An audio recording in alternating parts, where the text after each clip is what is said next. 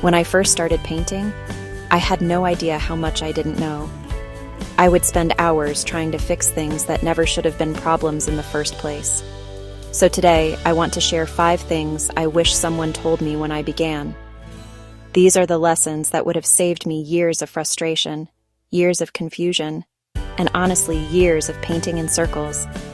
If you're early in your journey, this might be exactly what you need to hear. The first thing I wish I knew is that values matter more than color. When you're new, color feels like the exciting part. You want your painting to look vibrant and alive, so you obsess over picking the right reds, the right blues, the right skin tones.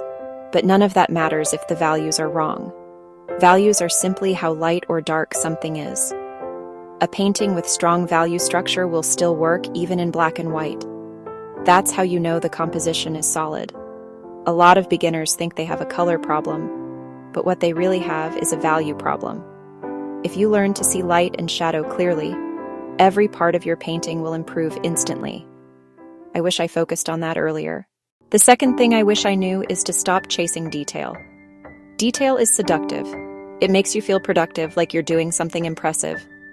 But detail is the last 5% of a painting. If the foundation isn't working, all the detail in the world won't save it. I used to spend hours perfecting one tiny part of a painting while ignoring the big picture, and the whole piece suffered because of it. Professionals work from big to small. They establish structure, composition, value, and shape long before they even think about eyelashes, bricks, wrinkles, or reflections. Detail is the dessert, not the main meal. The third lesson is to paint bigger shapes. In the beginning, you tend to think in lines. You draw outlines around everything, almost like coloring book art. But painters think in shapes and masses. Everything you see can be simplified into a few large shapes of light and dark. Once you understand that, your paintings become stronger, more confident, and more readable. The fewer shapes you use, the more powerful they become. Simplify first, refine later. That's something I didn't learn for a long time, and it held me back. The fourth thing I wish I knew is how important it is to study from life. Photos lie. They distort color, crush the shadows, and flatten the entire scene.